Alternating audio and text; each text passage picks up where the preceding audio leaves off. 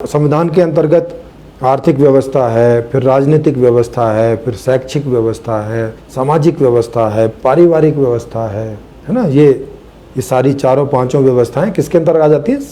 न्यायिक व्यवस्था है। ये सारी किसके अंतर्गत आ जाती हैं? ये आ जाती हैं संविधान के अंतर्गत। तो अब जिन्होंने संविधान बनाया, जिन्होंने अर्थशास्त्र बनाया, उनको नहीं मालूम कि वो जैसा संविधान बना रहे हैं, जैसा अर्थशास्त्र बना रहे हैं, ये असमानता फैला देगा समाज में, ये घनघोर गरीबी फैला देगा समाज में। केवल 10% लोग अमीर रहेंगे, बाकी सब गरीब रहेंगे, और वो सब इनके नौकर चाकर मजबूर बन के रहेंगे।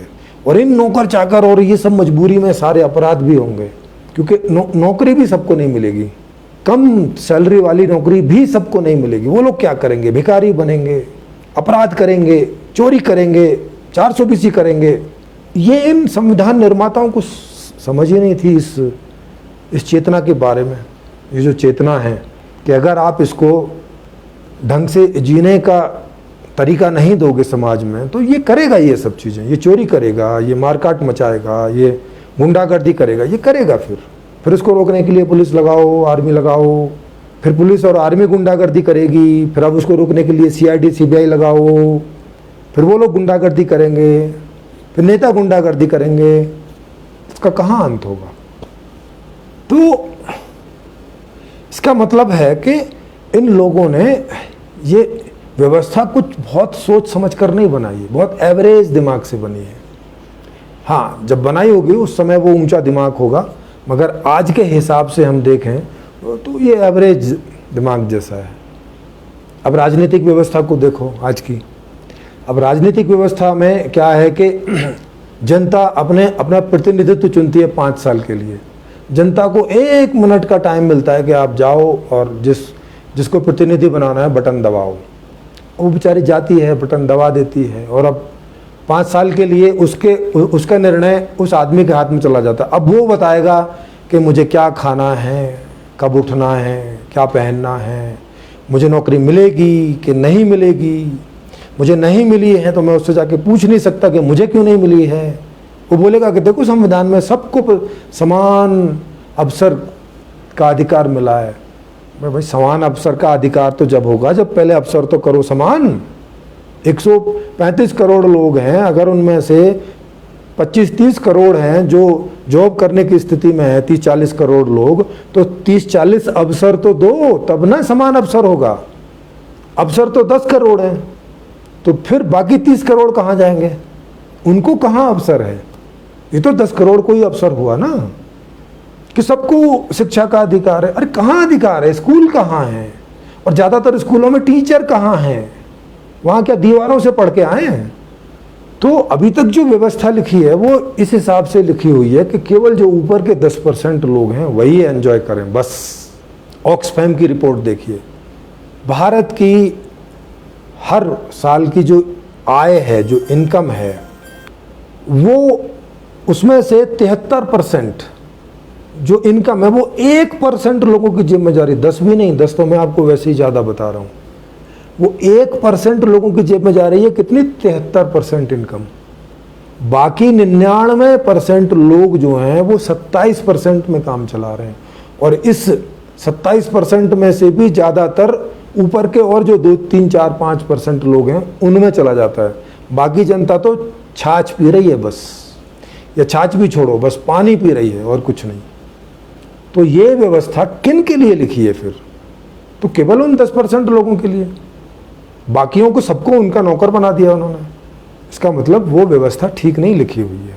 अब राजनीतिक शास्त्र देखो कि हमने अपना जो निर्णय करने का अधिकार है वो पूरे भारत ने 543 लोगों के ऊपर छोड़ दिया कि भाई तुम लोग जो है हमारा निर्णय करो कि हम क्या खाएं, कब खाएं, कितना खाएं, खाएं कि नहीं खाएं, नौकरी मिलेगी कि नहीं मिलेगी, ये तुम इस बात का निर्णय करो। अब वो वहाँ बैठ के निर्णय कर रहे हैं। अब वो निर्णय कर लेते हैं कि भाई हमारी तनख्वाह 2.5 लाख 5 लाख, ये वो निर्णय कर रहे हैं। जिनको हमने अपना माई बाप बना के भेजा वो हमारे लिए निर्णय नहीं कर रहे, वो अपने लिए वहाँ निर्णय कर रहे हैं। अपने लिए उनका जो अपना कुनबा है, जिसको हम बोलते हैं उद्योगपति, या और जो जहाँ से उनको चंदा वंदा सब मिलता है, तो सारी पार्टियाँ जो है वो उन्हीं के लिए काम करती रहती हैं। कोई सरकार आए कोई सरकार जाए, ज़्यादातर लोगों की गरीबी कभी दूर ही नहीं होती। इतने 72 साल से देखे चले जा रहे हैं। इसका मतलब ये हुआ कि सिस्टम ठीक नहीं है, सिस्टम उस हिसाब से नहीं बनाया जिस हिसाब से सिस्टम को बनाना चाहिए। निर्णय करने की शक्ति जनता में होनी चाहिए हमेशा। भाई कल को मुझे क्या चाहिए, ये इसका निर्णय कोई संसद में या विधानसभा में बैठ के कैसे आदमी करेगा? उसको कैसे पता चलेगा मुझे क्या चाहिए? ये तो मैं ही बताऊंगा ना, ये तो हर आदमी बताएगा ना कि उसको कल को दूध चाहिए, कल को आलू चाहिए, परसों को टमाटर चाहिए, फिर अगले दिन कुछ और चाहिए, फिर कपड़ा चाहिए, फिर कौन से वाला कपड़ा चाहिए। ये सब तो डबल स्टैंडर्ड टाइप की व्यवस्था। कुछ लोग हैं जिनकी सरकारी नौकरी है, जिनकी फिक्स है तनख्वाह, पैंडेमिक आए, कोरोना आए, जो मर्जी आए, उनकी तनख्वाह उनको मिलती रहेगी। प्राइवेट जगत की तनख्वाह ना, काम नहीं है तो भाई तनख्वाह भी नहीं है। भाई ये डबल स्टैंडर्ड क्यों? जब सरकारी लोगों को बैठ के तनख्वाह मिल सकती है तो प्राइवेट लोगों को क्यों नहीं? लेकिन वही है कि प्राइवेट लोगों को तनख्वाह देंगे तो प्राइवेट लोगों वो कहाँ से देंगे, क्योंकि उनकी तो अर्निंग नहीं है। सरकार की तो अर्निंग होती है भाई, जैसे तैसे टैक्स आता है या वो पैसा छाप लेती है, उसके पास तो तरीका है। प्राइवेट आदमी कहाँ से देगा? तो ये हो गया ना डबल स्टैंडर्ड। तो एक ही सरकार में, मतलब एक ही देश में दो तरह के लोग, एक सरकारी लोग और एक प्राइवेट लोग।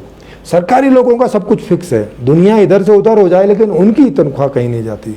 अभी एक तरफ बोला कि भाई स्कूल नहीं चल रहे तो बच्चे फीस ना दो, दूसरी तरफ अब फीस नहीं देंगे तो वहाँ जो टीचर है उनको कहाँ से मिलेगा? अब कह रहे हैं कि फीस दो, अब फीस कहाँ से दें, क्योंकि इनको भी जॉब नहीं है। तो ये सब इतनी प्रकार की जो विसंगतियाँ हैं व्यवस्था में, जो एक जरा सी समस्या आती है और इसकी पोल खुल जाती है सारी कि अब क्या करे, कैसे करे। है जीडीपी जो है नेगेटिव में चली जाती है पूरी दुनिया की, और कितने सारे लोग पूरी दुनिया में जॉब खो चुके हैं और अब दोबारा पता नहीं कब तक मिलेगा। जब तक उनका क्या होगा, भीख मांग के खाएंगे क्या, या ऐसे ही कुछ भी उल्टा पुल्टा करके खाएंगे। तो अभी तक की जो व्यवस्था है वो सब ऐसी ऊटपटांग लिखी हुई है। शिक्षा व्यवस्था देखो, बच्चा शिक्षा लेने जाता है, उसको सब कुछ पढ़ाया जाता है। बोले तू आर्ट भी पढ़, बोले तू विज्ञान भी पढ़, बोले तू जो है इतिहास भी पढ़, भूगोल भी पढ़। अगर सारे में पास नहीं हुआ तो अगली क्लास में नहीं जाएगा। अरे भाई, अगर उसका इंटरेस्ट नहीं है जिन विषयों में, उन्हें क्यों ठोक रहे हो उसके अंदर, क्यों कूट के भर रहे हो, किस लिए? मतलब जिस बच्चे का जिस विषय में इंटरेस्ट नहीं है उसे क्यों मजबूर कर रहे हो कि वो उस विषय को पढ़े? क्या जरूरी है मुझे बताओ। शिक्षा व्यवस्था ऐसी जबरदस्ती ठूस रहे हैं, कंप्यूटर बना रहे हैं, उसको मेमोरी हार्ड डिस्क बना रहे हैं, बोले भरो इसमें, फोल्डर बना के खूंस दो इसमें। अरे काय के लिए भाई?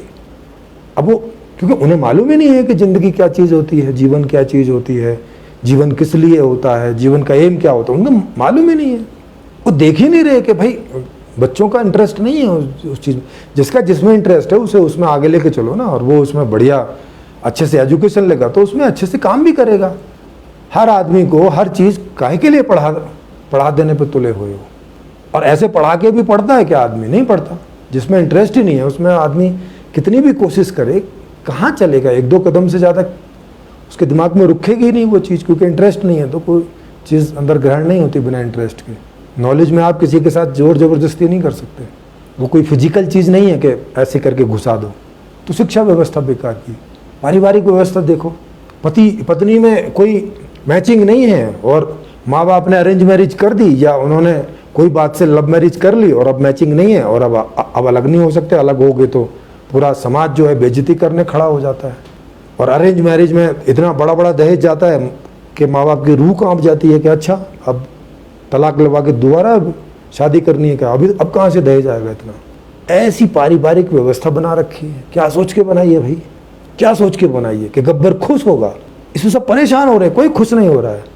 सामाजिक व्यवस्था देखो, इतने सारे समाज बने हो, मुस्लिम समाज, हिंदुओं में भी 20 तरह का समाज, इस जाति का समाज, उस जाति का समाज, जैन धर्म, बौद्ध धर्म।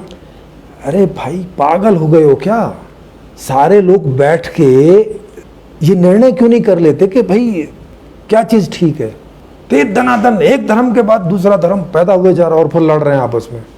ये सामाजिक व्यवस्था, इसका मतलब ये है कि अभी तक कोई ऐसा समझदार आदमी नहीं आया है जो इन सारी चीज़ों को सॉर्ट आउट करे और जैसी होनी चाहिए वैसा करे। तो ये मैंने आपको कुछ मोटे मोटे, क्योंकि ये 1 घंटे का ही प्रोग्राम होता है, मैंने आपको ये कुछ मोटे मोटे से चीज़ें बताई जिससे आपको पता चले कि आज तक की जो व्यवस्थाएं हैं वो कितने गलत आधार पर बनी हुई हैं, कितने गलत बेसिस पर बनी हुई है। पहली बार इस पूरी धरती पर संभवतः जो ये संपूर्ण समाधान व्यवस्था मैंने बनाई है, ये पहली बार उस आधार से बनाई है जिस आधार से ये व्यवस्था बननी चाहिए। उदाहरण के लिए ये व्यवस्था किन के लिए है? तो सिंपल सी बात है, लोगों के लिए है। किन लोगों के लिए है? सभी लोगों के लिए।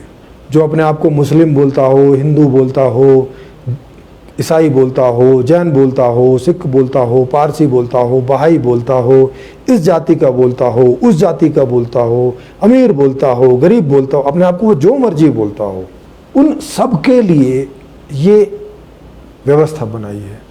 क्यों कह रहा हूँ मैं कि सबके लिए बनाई है?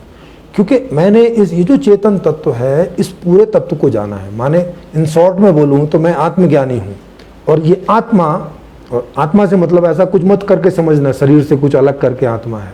आत्मा का मतलब जिसको आप मैं बोलते हैं, जिसको बोलते हैं कि मैं जा रहा हूँ, मैं खा रहा हूँ, मैं बैठा हूँ, मुझे दर्द हो रहा है, मुझे खुशी हो रही है, मुझे अच्छा लग रहा है, मैं खुश हूँ। ये जो मैं है, ये कैसे व्यवहारित होता है, क्या चाहता है, क्यों चाहता है, किन परिस्थितियों में क्या क्या कब कब कैसे कैसे चाहता है, वो सारे का ज्ञान करके तब ये मैंने पूरी व्यवस्था बनाई है। माने जितने भी प्रकार के लोग हो सकते हैं इस दुनिया में, जैसे 7.5 अरब लोग हैं, तो वो जितने भी प्रकार के हो सकते हैं, जितने भी तरह के हो सकते हैं, वो सब तरह के लोगों को ये व्यवस्था एड्रेस कर देगी, मतलब व्यवस्थित कर देगी। वो भी कैसे? जैसे वो चाहते हैं। इस पॉइंट पर ध्यान दें, ये व्यवस्था आपके हिसाब से है। अब तक की जो व्यवस्थाएं थीं वो व्यवस्थाएं बनाई गई और आपको उसमें सेट किया गया कि चलो इधर से सेट हो जाओ। आपका इधर हाथ निकला रहेगा तो हाथ को पकड़ के ऐसे करके फिट कर दे, चलो अंदर करो, बाहर नहीं। मतलब वहाँ जो आपके लिए स्पेस पैदा किया गया वो आपके हिसाब से नहीं, स्पेस पैदा कर दिया और अब आपको काट छांट के उसमें घुसाया जा रहा है। तब तो तकलीफ होगी, वो अमीर हो गरीब हो, सबको तकलीफ होगी जब उन्हें काट छांट के उसमें घुसाया जाएगा। तो लेकिन ये जो व्यवस्था मैंने कैसी बनाई, ये जैसे आप हैं, जैसा आपका आकार प्रकार है, जितना स्पेस आपको चाहिए, जब जब जैसा चाहिए, फ्लेक्सिबल स्पेस है, वैसा वैसा ये व्यवस्था आपके हिसाब से ऐसे ऐसे गति करती रहेगी। ऐसा करके सिस्टम पूरा सेट किया है उसमें कि आपके जन्म लेने से लेकर और मरने तक आप जिस भी उम्र में जो भी चाहते रहोगे वो आपको मिलता रहेगा। जैसा जीवन जीना चाहते रहोगे वैसा जीवन जीने को आपको मिलता रहेगा। उसके लिए जो प्रोडक्ट्स, सर्विसेज, सुख सुविधाएं जब जब जहाँ जहाँ आपको चाहिएंगी, जितनी जितनी चाहिएंगी वो मिलती रहेंगी। बच्चे को जिसमें इंटरेस्ट होगा वो पढ़ने को मिलेगा। नहीं भाई कोई फेल वेल नहीं, आपको जो पढ़ना है वो पढ़िए, जितना पढ़ना है वो पढ़िए। कोई जबरदस्ती नहीं किसी भी प्रकार की, कोई फिजिकल, साइकोलॉजिकल, इमोशनल, स्पिरिचुअल कोई जबरदस्ती नहीं। Freedom of all 4 levels, physical freedom, psychological freedom, emotional freedom, spiritual freedom आपके हिसाब से है। ये स्वतंत्र के हिसाब से है, स्वतंत्रता पूर्वक है। आप आपके हिसाब से गति करेंगे इस व्यवस्था में और ये व्यवस्था आपको पूरी तरह से सहयोग करेगी। आपको आपके हिसाब से चलने में, हर एक को उस हर एक के हिसाब से चलने में ये व्यवस्था उसको सहयोग करेगी, उसके लिए उसके जैसी हो जाएगी। इस प्रकार से इस पूरी व्यवस्था का जो सांचा ढांचा है, जो इसकी रचना है, जो इसका डिज़ाइन है, वो मैंने ऐसा करके बनाया है। अब ऐसा कैसे है वो उसका तो आपको अध्ययन करना पड़ेगा। इस किताब का भी लिंक आपको नीचे मिल जाएगा। ये ऑडियो में भी है, ऑडियो में भी आप इसको वहाँ पे सुन सकते हैं पूरा फ्री में।